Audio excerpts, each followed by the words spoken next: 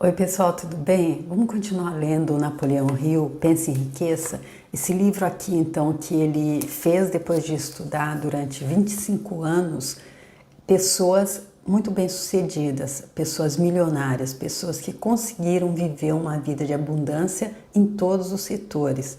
Ele também falou, conversou, estudou com aqueles que fracassaram, para estar então fazendo uma compilação, está trazendo esse livro com 13 princípios que ele acredita que aí estudando e entendendo esses princípios, a gente entenda o segredo desses que foram bem-sucedidos, que conseguiram alcançar sucesso. E nós estávamos no 11º princípio, que era o subconsciente. Ele diz que é um dos pontos que a gente deve aprender a estar alimentando o nosso subconsciente de pensamentos positivos.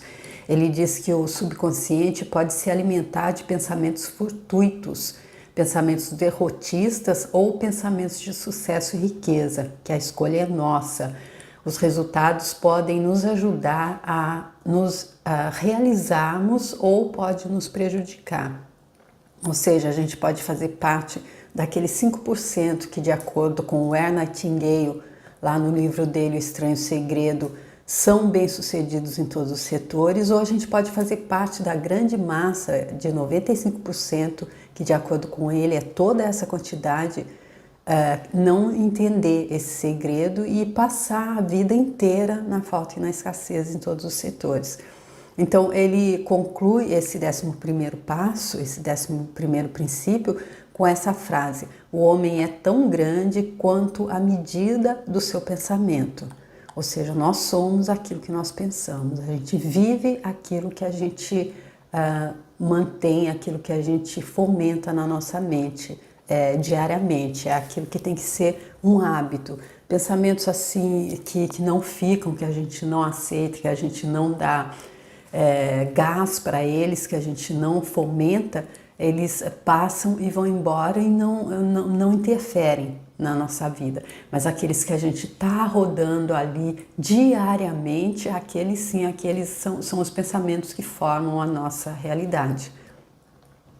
O passo número 12, em direção à riqueza, é o cérebro. Então vamos ver aqui o que é que ele traz nesse passo número 12. Você encontrará surpreendentes poderes novos em cada parte da mente. Verá como aumentar esses poderes de pensamento rápido, claro e eficiente. Há mais de 40 anos, o autor, trabalhando em conjunto com o falecido Dr. Alexandre Graham Bell e o Dr. Elmer R. Gates, observou que todo o cérebro humano é tanto estação transmissora como receptora de vibrações do pensamento. De maneira semelhante à empregada pelo princípio da transmissão de rádio, todo o cérebro humano é capaz de captar vibrações de pensamento emitidas por outros cérebros.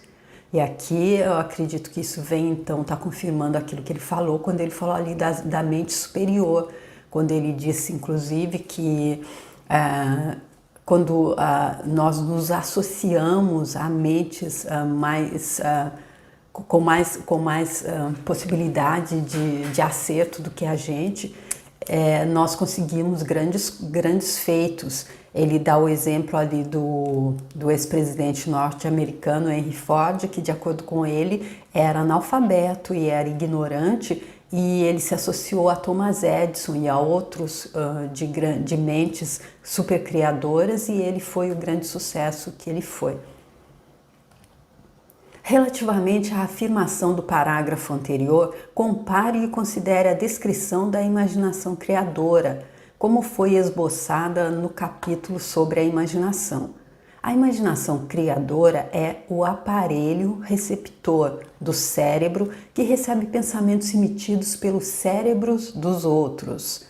É a agência de comunicação entre o consciente ou mente racional e as 4 fontes das quais se recebem os estímulos de pensamento. Então ele aqui dizendo que a imaginação criadora é o aparelho receptor do cérebro que recebe os pensamentos emitidos pelos cérebros dos outros. E ele explica bem o que é a imaginação criadora lá no capítulo sobre a imaginação, no passo sobre a imaginação. Quando estimulada ou aumentada para um elevado grau de vibração, a mente se torna receptiva ao pensamento que lhe chega por fontes externas. O processo de aumento tem lugar através das emoções positivas ou das emoções negativas. Através das emoções, pode-se aumentar as vibrações de pensamento. A emoção sexual encabeça a lista das emoções humanas, no que se refere à intensidade e à força propulsora. O cérebro estimulado pela emoção sexual funciona em ritmo mais rápido que quando a emoção está quieta ou ausente.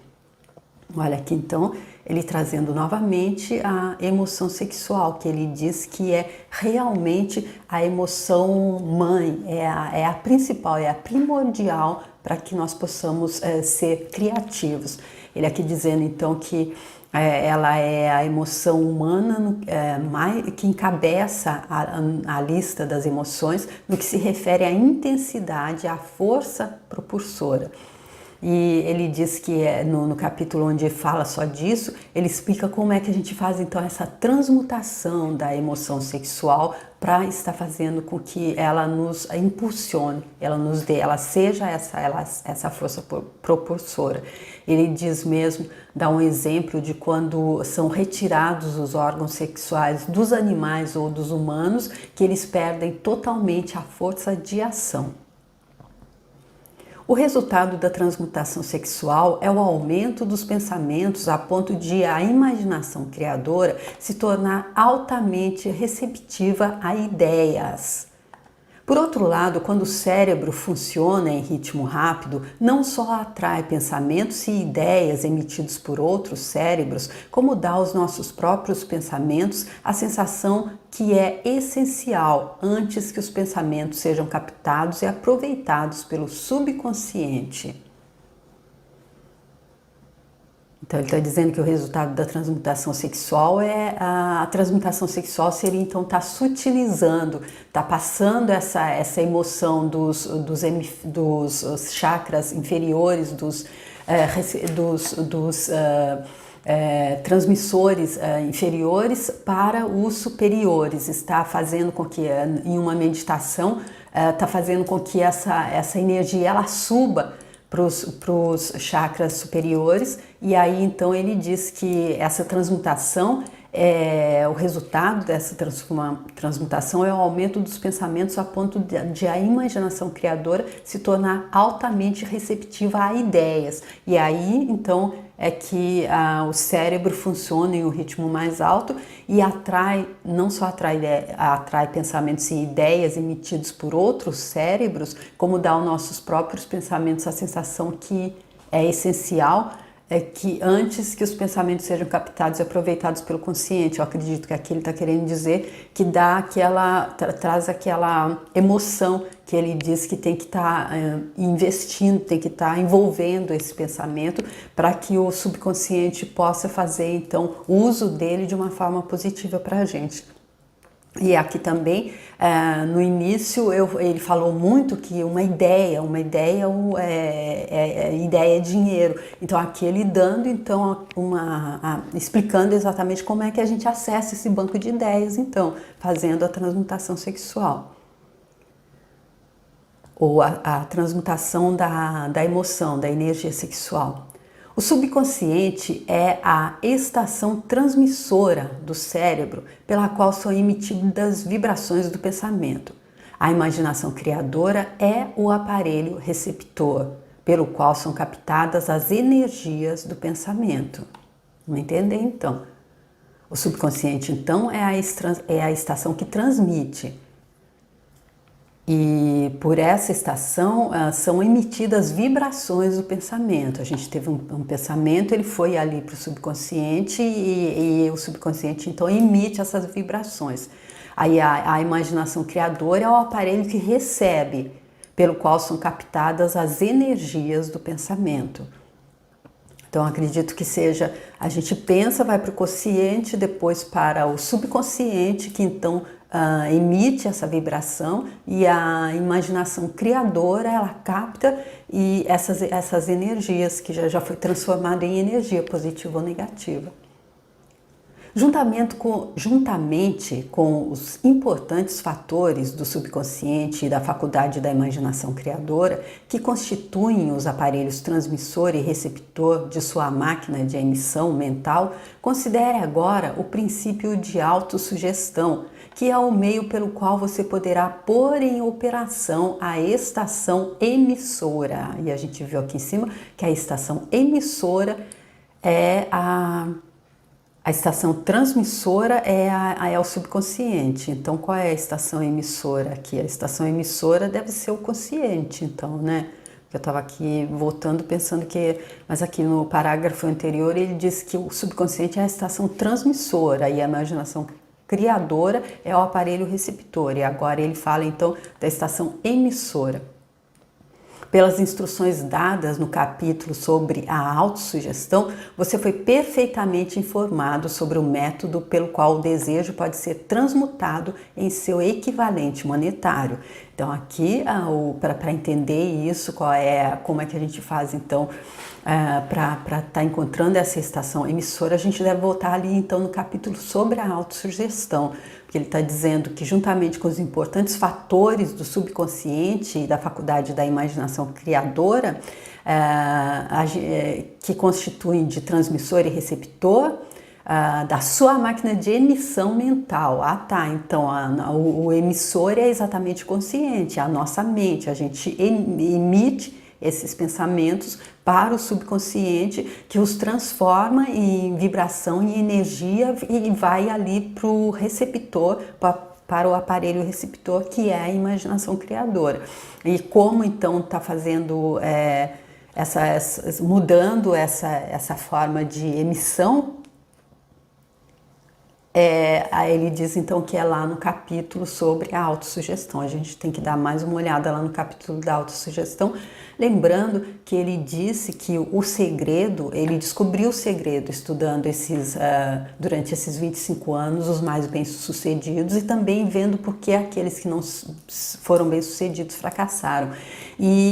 Mas ele disse que ele só trouxe, que isso só se constitui na metade do segredo, pois a outra metade é a nossa determinação em encontrar o segredo e em se fazer o que se requer.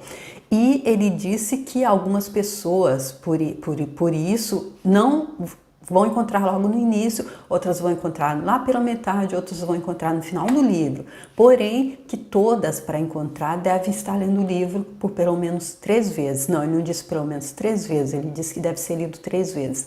E aí, então, ele diz também que há quem não vá nem encontrar. Eu acredito que aí, então, o que se requer, a primeira coisa que se requer é fazer o que ele está dizendo. Então, se ele diz que tem que ler 3 vezes para poder encontrar o segredo, se a gente não encontrar até o final do livro, então a gente ainda tem depois de ter lido essas 3 vezes, aí a gente tem que buscar ver por quê, quais são as crenças que estão nos limitando a usar esse livro, como ele disse, como um remo que vai virar a nossa canoa para o lado daquela correnteza que leva para a abundância em todos os setores e não para o outro lado, como ele diz que há 2 correntezas que podem nos jogar na direção da falta e da escassez ou na direção da abundância e plenitude, que esse livro é um remo que a gente pode então tá virando para o lado que a gente deseja ir. Então aqui, como ele está dizendo, que pelas instruções dadas no capítulo sobre a autossugestão, então você foi perfeitamente informado sobre o método que ele está falando agora, que é da autossugestão, que é de como está fazendo com que, sugerindo ao subconsciente coisas positivas. Ele disse então que tem que se dar uma nova olhada lá. A operação de sua estação emissora mental é processo relativamente simples. Basta que tenha em mente 3 princípios e os aplique quando quiser usar a estação emissora: o subconsciente, a imaginação criadora e a autossugestão. Os estímulos pelos quais você põe em ação esses três principais foram descritos e o processo começa com o desejo. Subtítulo: Somos governados por forças intangíveis. Em épocas passadas, o homem dependeu demais dos sentidos físicos, limitando seus conhecimentos a coisas físicas, as quais podia ver, tocar, pesar e medir. Estamos entrando agora na época mais maravilhosa de todas, época que nos ensinará algo sobre as forças intangíveis do mundo que nos cerca. Talvez aprendamos ao passar por essa época que o outro eu é mais poderoso que o eu físico que vemos ao olhar no espelho.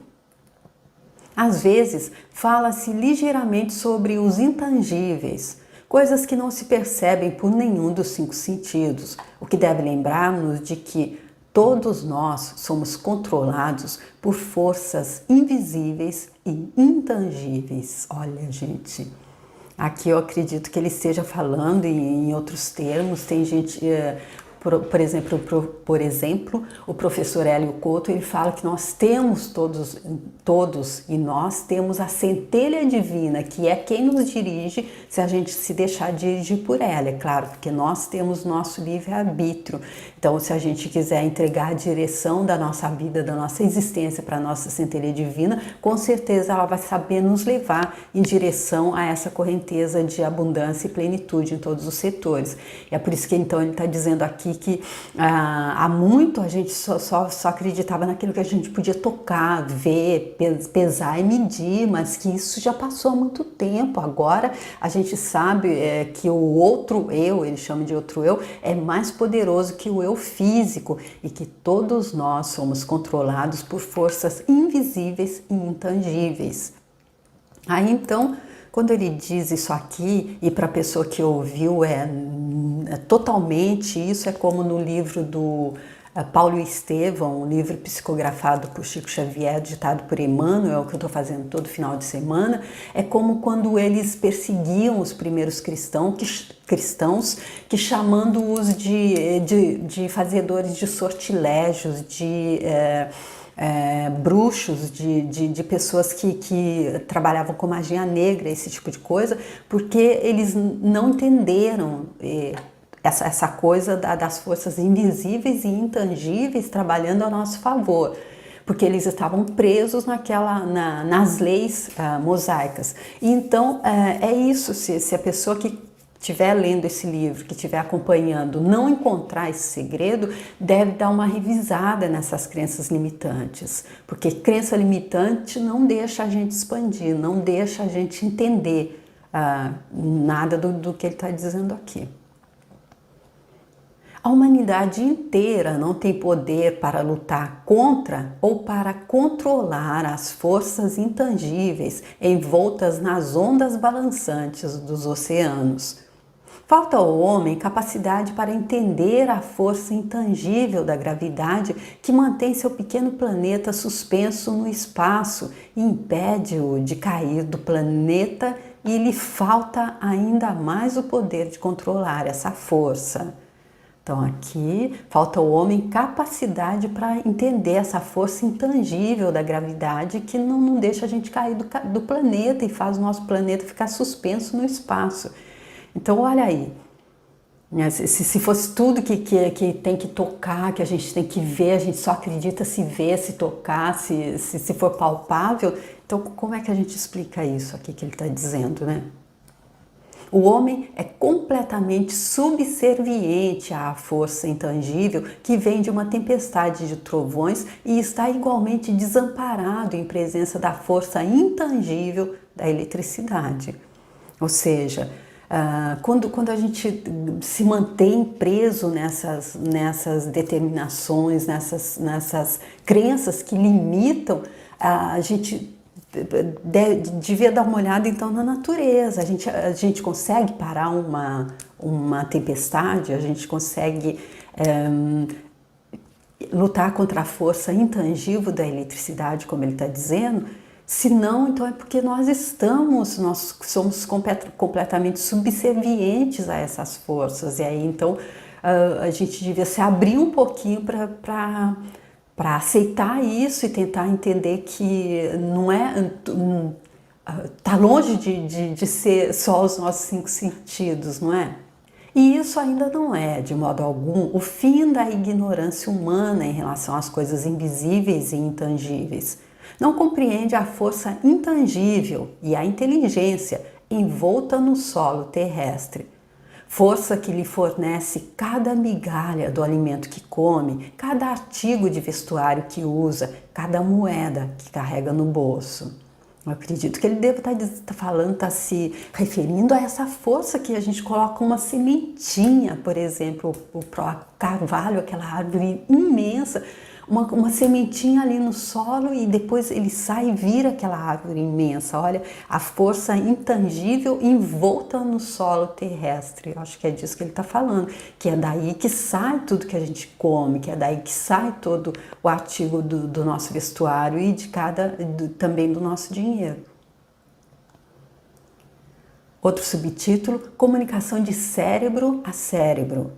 Finalmente, mas não menos importante, é que o homem com toda a cultura e instrução de que tanto se orgulha, pouco ou nada entende da força intangível do pensamento, a maior de todas as intangíveis. Eu acredito que é exatamente porque tudo que está acontecendo na mente de Deus, é tudo o sonho, o pensamento de Deus, e como que está embaixo e como que está em cima, nós também estamos criando a nossa realidade de acordo com o que pensamos, de acordo com o nosso pensamento. Sabe muito pouco relativamente ao cérebro físico e à vasta rede de maquinaria intricada, pela qual o poder do pensamento é traduzido em seu equivalente material.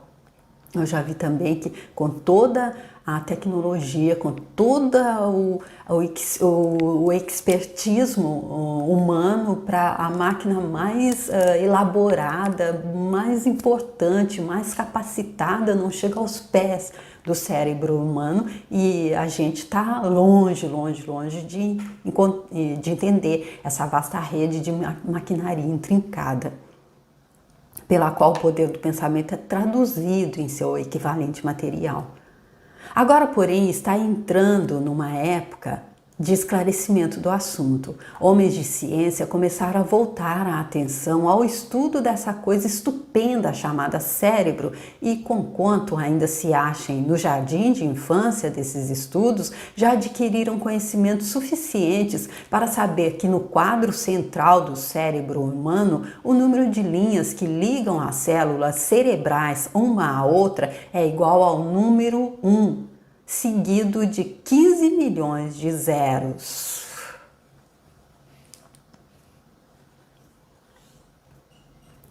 Isso porque eles estão no jardim da infância, né? O número é tão estupendo, disse o Dr. C. Judson Eric, da Universidade de Chicago, que números astronômicos referentes a centenas de milhões de anos-luz se tornam insignificantes mediante comparação. Já se determinou que existem de 10 a 14 bilhões de células nervosas no córtex cerebral humano e sabemos que estão arrumadas segundo padrões definidos. Essas arrumações não são ao acaso, são ordenadas. Métodos recentemente desenvolvidos de eletrofisiologia retiram de ação correntes de células localizadas com precisão ou fibras com microeletrodos, amplificando-os com tubos de rádio e registrando diferenças potenciais até 1 milésimo de volt. Gente... Se depois de tudo isso a gente ainda fica ali, não, mas não é possível, não acredito nisso, não, entendeu tudo isso? É possível? Como que a gente pode ir lá e organizar todas essas células? Bilhões de células são arrumadas, estão arrumadas segundo padrões definidos, não é jogado ali. A grandiosidade é, meu Deus, os cientistas, aqueles que se abriram, eles estão ainda, ele diz, compara ao jardim da infância, imagina a gente. Imagino eu, não vou falar. A gente é muita gente. Como disse o Dr. Haroldo Dutra Dias lá no canal dele Espiritualidade e Vida, uma vez ele estava falando sobre esse assunto de estarmos em desenvolvimento, de sermos seres imperfeitos, sobre a evolução, e alguém disse, somos todos seres imperfeitos. Ele disse, somos é muita gente, eu sou, então... Eu ainda não, estou muito aquém, anos-luz aquém desses cientistas que ele está dizendo que estão ainda no jardim da infância para entender tudo isso, para me arvorar em duvidar que isso é o certo. É inconcebível que tão intricada rede de máquinas exista pelo simples propósito de cumprir as funções físicas secundárias para o crescimento e manutenção do corpo físico. Não será provável que o mesmo sistema que dá a bilhões de células cerebrais os meios de comunicação entre si também forneça os meios de comunicação com outras forças intangíveis? Olha que perguntinha, como diz o professor Hélio Couto. Perguntinha, gente, perguntinha tão interessantinha para mim. Olha, a gente acreditar que tudo, essa coisa magnânima, gente, que palavra é essa então? Essa coisa assim incrível, grande, impressionante, sem nenhum nada para se comparar aqui nessa nossa realidade, ela exista pelo simples propósito de cumprir as funções físicas secundárias, e a gente não admite que ela também possa fornecer os meios de comunicação com outras forças intangíveis, não é? Acho que é uma perguntinha para a gente estar refletindo. Aqueles que estão ainda presos em crenças limitantes.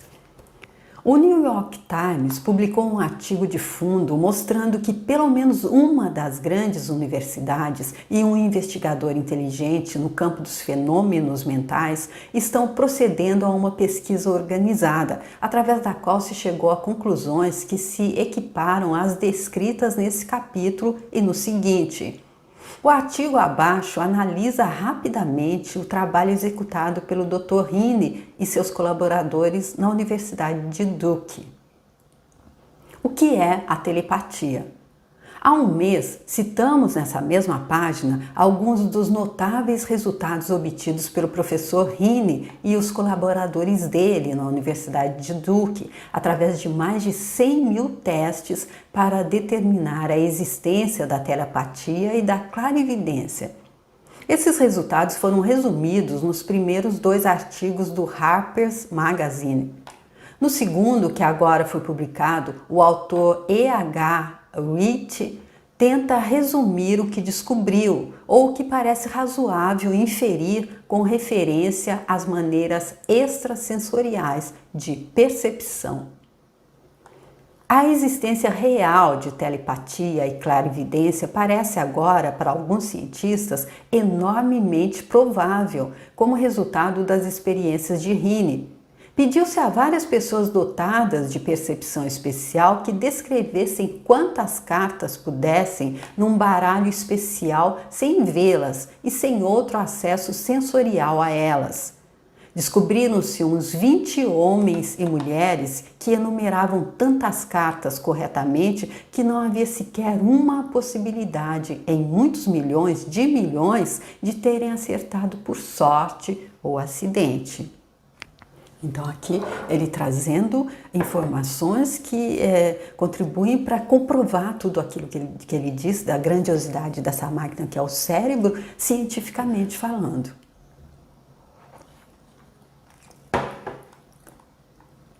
Mas como o conseguiram? Esses poderes, presumindo-se que existam, não parecem ser sensoriais. Não existe órgão conhecido para eles. As experiências funcionaram tão bem à distância de muitas centenas de milhas como dentro dos limites de uma sala. Tais fatos também excluem, na opinião de Rich, a tentativa de explicar a telepatia ou a clarividência por qualquer teoria física de radiação. Todas as formas conhecidas de energia radiante diminuem inversamente ao quadrado da distância percorrida. O mesmo não acontece com a telepatia e a clarividência, mas elas variam por causas físicas, como o fazem os nossos demais poderes mentais.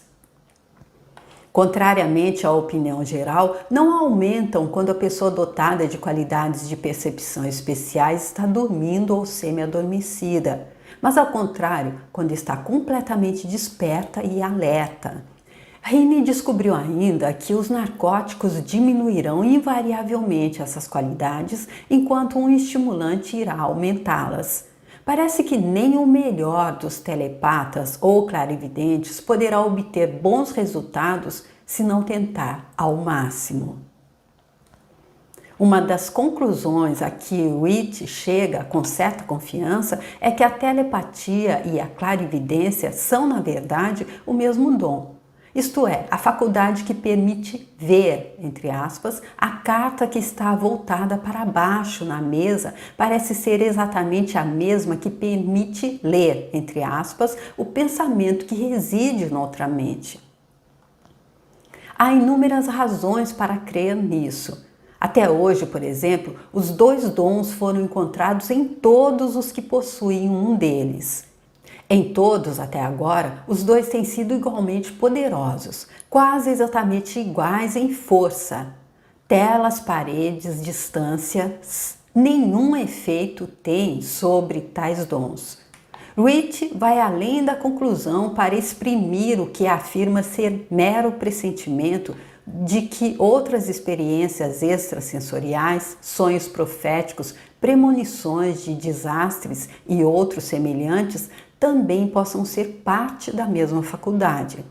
Não se pede ao leitor que aceite qualquer dessas conclusões, a não ser que as julgue necessárias, mas as provas que Heine reuniu devem impressionar fundamente.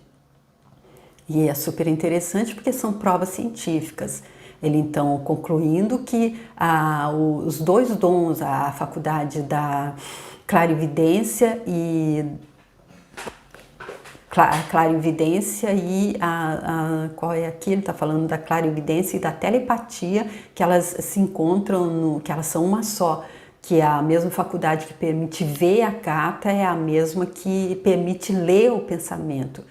E então eu acredito realmente que aqui ele está dizendo que vai um pouco além esse estudo que ele está mostrando aqui, esses 13 princípios tem coisas muito extra, o sensorial, coisas não palpáveis, coisas muito fora da percepção dos nossos 5 sentidos e que tem realmente, acho que um dos segredos, batendo ainda nessa tecla, está completamente aberto para a grandiosidade que é o local onde nós estamos, essa consciência maior que está sonhando a nossa vida, não é? Mentes sintonizadas uma para a outra. Em vista das afirmações do Dr. Heine relativamente às condições sob as quais a mente reage ao que ele denomina de modos de percepção extrasensoriais, tenho o privilégio de acrescentar ao testemunho dele que meus colaboradores e eu descobrimos o que acreditamos serem as condições ideais sob as quais a mente pode ser estimulada, de modo que o sexto sentido, descrito no capítulo seguinte, pode ser posto a funcionar de maneira prática. Olha, gente, ele é incrível, Napoleão Hill. Aqui, então, ele vai mostrar pra gente ali o passo a passo, como é que a gente faz para colocar esse sexto sentido para trabalhar pra gente de maneira prática.